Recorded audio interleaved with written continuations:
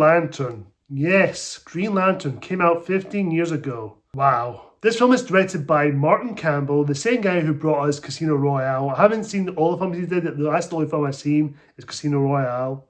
And the film stars Ryan Reynolds, Mark Strong, Blake Lively, Peter Sarsgaard, Angela Bassett, Godfrey Rush, Michael Clark Duncan, and many among others. Hal Jordan, a test pilot, acquires superhuman powers after being chosen by the Ring. However, the powers comes responsibility of defeating the evil Parallax, who is set on destroying Earth. I don't remember my set memory of this film because when I saw the trailers for it, I thought it looked kind of not that interesting, didn't really pique my interest. But it's not till I started hearing things about it. I didn't get a chance to see it in cinemas because I didn't really have interest. The only film I want to see that month in June is X-Men First Class, which is a film I did saw around the time before I went on holiday with the family. But that's been said, I went to watch this film when it came out on DVD, and after watching it, I can say it wasn't that good. And I watched it again quite some time. I've not seen it in ages on HBO Max. Well, I've got HBO Max and I watched it. I hate saying this, guys. I did not like this movie because I found it pretty terrible in my eyes. It's really bad. It is the Lanterns TV show that is on HBO Max now, which I need to watch at some point soon, which I will probably watch tonight after recording this and after editing it. So revisiting this one to talk about Lanterns coming out, I just thought, well, let's talk about Green Lantern. Let's just get right into it. But let's just get right into this. I'm just don't know where to begin with Green Lantern because this movie is, the way they describe this film, it's very hollow and shallow and dull and very boring and doesn't give you much context on what's going on. That's all I'm going to describe it. It's just a dull, lifeless, shallow of itself of a movie. Now, I'm not saying this movie is a complete train wreck, and there are maybe a couple of things I do like about it we'll get to soon. The problem is, the film is just shallow. It'll just feel really hollow, and also it had so much potential behind it because there is a good movie in there, but unfortunately it weighs down with so much they cram into this one movie. It's trying to shove so much stuff in these characters with certain plot points that it doesn't really add up to cohesive storytelling. It just felt incomplete in a way because it felt like they just made it up as they go along without giving much context. And the characters themselves, they're very shallow and very one note, and the villains are not that interesting. Let's start off with Ryan Reynolds, aka Hal Jordan, aka Green Lantern. Now, I like Ryan Reynolds. I think he's a likable actor. He is charming enough in the lead man role. I know he's done just like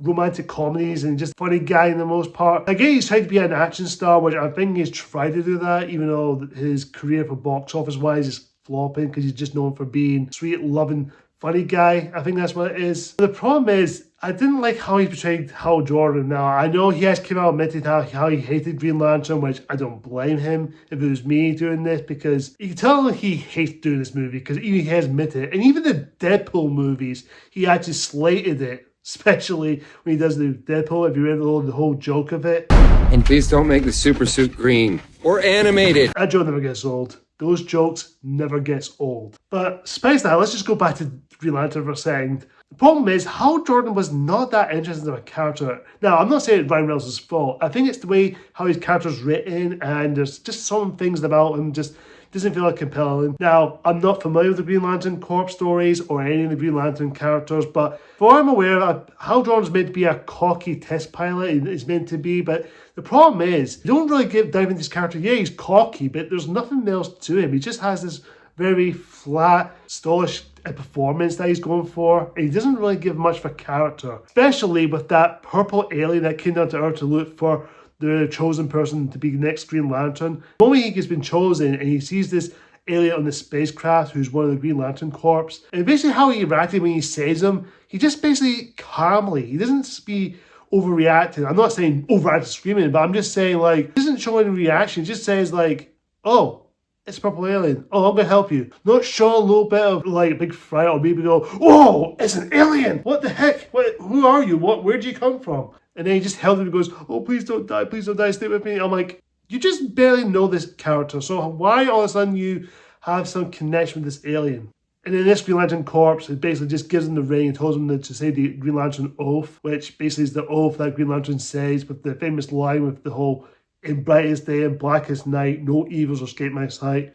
And to get to the whole other characters, very much to them, because all these characters, like I said, they're all flat and very one note. And especially Hal Jordan's relationship with Carol, played by Blake Lively, who is basically Ryan Reynolds' wife in real life, basically. I can see why Ryan Reynolds and Blake Lively work well together, and the chemistry, you can say they do work well, but the problem is, even though they have chemistry, but their characters, how they were written, is just really flat. And even Carol, played by Blake Lively, is not that interesting at all. Again, it's not their fault. It's the writing in the script. And it doesn't give you much context of what's going on. It just feels like they're just throw it in there for the sake of, oh, there they are. They're just there. And I just don't really care for the relationship. At the moment they have this conversation with one another, it's just very flat and awkward. Even his best friend, played by Taika Waititi. Taika Waititi's in the movie, which, to my surprise, he's there. He's just a comedic purposes character. He's just there to just be the comic relief. He's just there for the majority of it. I don't got nothing against Taika Waititi. I'm sure he's a really funny guy and he is a good director. Oh, yeah, certain movies now and again hasn't been his best. We all know. If you know what film I'm talking about, you know. That's the point. But the problem is, again, Taika Waititi is just there for the ride. He's not really much like, he's just there for the purpose. He's just there to be the funny guy, and he doesn't have much chemistry or have much friendship development between him and Hal Jordan, which is the biggest issue. And as far as other characters though, we'll get to the Green Lantern course in a moment, but with the Earth characters, we also have Peter Sarsgaard as Hector Hammond, who is the villain. Hector Hammond is just weird. I'll just say that he's a very weird, awkward, nerdy teacher of a character, and of course his father, played by Tim Robbins.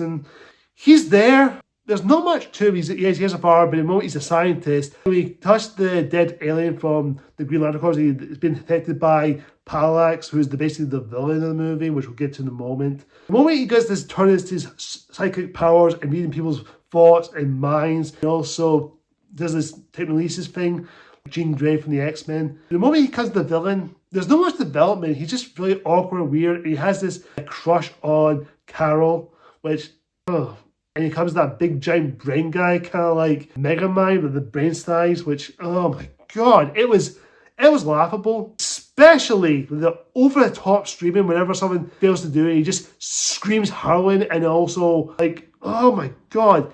Every time he screams, in the first time or even the second time, I literally went like this. Shut up! And for the third and fourth time, I was like that again. Shut up! Shut up! And for the fifth and sixth time, I don't know how many times he does this, I was literally like, Hector, please. The fuck up! God, he gave me headaches, and he's just not that interested. The moment he just dies, I kind of went, finally, thank you, Parallax, for doing that. Thank you very much. And also, Angela Bassett is in this film as Amanda Waller. Amanda Waller is basically the character we all know from the DCEU, who's usually played by Flora Davis, who's basically the character of who sets up the Suicide Squad, sending around Black Ops characters, basically supervillains from the DC universe. She's just there. She's not much to her character. I thought to myself, why are you here? For some reason, are you there to be a setting up still for the DC universe they're trying to do? Unfortunately, that's the problem. There's not much development with her character. She's just there for a few scenes and that's it. You don't see her again. The can't waste of Angela Bassett. Thankfully, she got a chance to play Queen Ramonda in the Black Panther movies in the MCU. Thank God for that. I'm glad she wasn't wasting those films. But that's the point. But she's just there, and if you're going to bring Angela Bassett, she is a good actress, and she was probably the most enjoyable part. Unfortunately, she's got sidelined. And we just get to the Green Lantern Corps stuff, which we get to the Green Lantern stuff, which the Green Lantern stuff is not that interesting either. Especially the special effects, especially on the Hal Jordan's Green Lantern suit. The suit itself is completely CGI'd. I did not like the design of it. It looks glossy, fabricated, and it just looks fake. Especially the neck piece when you see the head on it, it looks out of place. It looks uncomfortable. And I just sit there because Ryan Reynolds is wearing motion capture suit, especially Mark Strong's character, Sinestro, which we'll get to in a moment. In this planet Oa, which is the Green Lantern Corps planet, looks uninspired and looks overly digital. Just basically actors in a green and blue screen. It looks noticeable. It took me out of the movie, especially certain backgrounds and certain shots filmed in green screen. I just sit there going like, oh my God, what the heck am I watching? It looks terrible. It looks noticeable.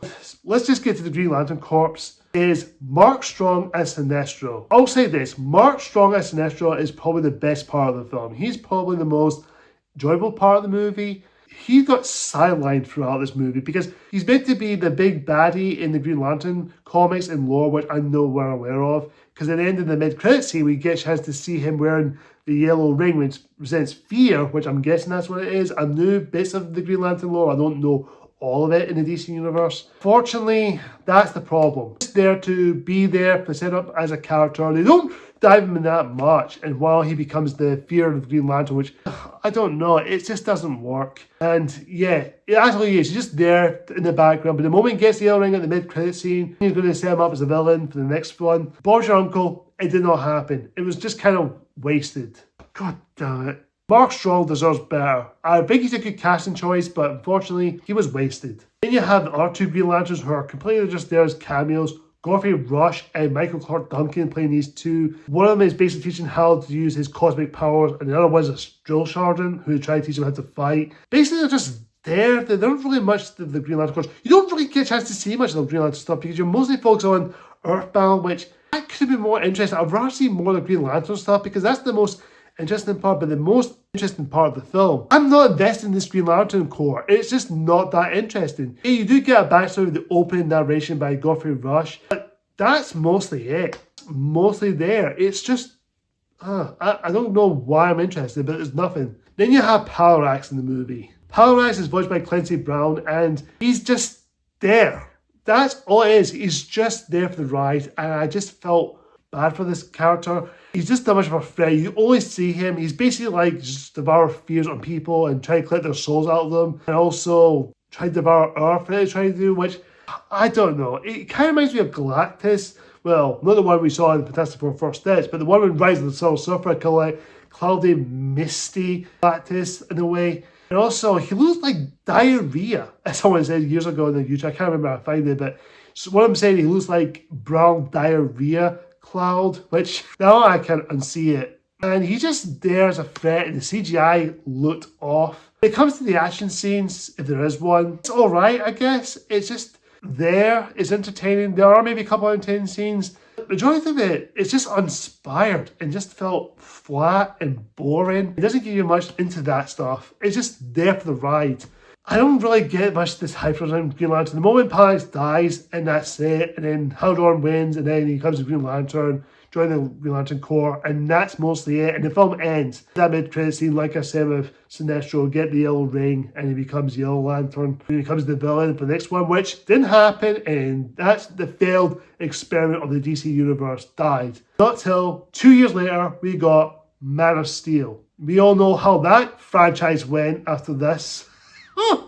Oh God. So by the end, Green Lantern is just a waste of potential. I actually did not like this movie, guys. I tried to find some positivity, but during this film, Martin Campbell's directing, and even how Martin Campbell and even Ryan Reynolds didn't get along during making this movie because how Martin Campbell didn't like Ryan Reynolds' performance in one take and would try to do different takes. It just, you can tell that it just doesn't work. Some failed, and I think most of the actors got their paycheck, and I'm glad they're all willing to do other things. And if it wasn't for Deadpool, Reynolds' career would have been dead after this. I know I haven't seen RIPD, which is Rest in Peace Police Department, which I have not seen. I don't think I want to watch it because I heard that was pretty terrible, which I might give that a watch, but I probably never not because I think I heard it's pretty terrible. So no thank you. By the end, Green Lantern, like I said, it's a wasted potential. It's dull, it's boring, uninspired, and a wasted talented cast, especially Mark Strong and Angela Bassett. And it is such a waste of time. If you guys out there do enjoy this film, I know some people out there do like this movie, which if you guys do, fair enough. I don't get it, but fair play to you guys if you do like it. But this movie is just so darn boring. I don't get it. And also, don't make the super suit green or animated ever again, DC and Warner Brothers. Don't do it again. I'm going to give Green Lantern 2011 a D. I was thinking about D-, but I thought I'd just give it a D because I'm being too generous. Let's just say that. Guys, comment down below and tell me, have you seen Green Lantern? Do you love it? Do you like it? Do you think it's alright? Or do you hate it? Whatever the case is, comment down below and tell me what you think. Thank you so much for watching, guys. If you like this review, hit that like button. And of course, if your YouTube channel just come across it for the first time, hit that subscribe button. And of course, hit that icon bell for more future videos just like this. See ya!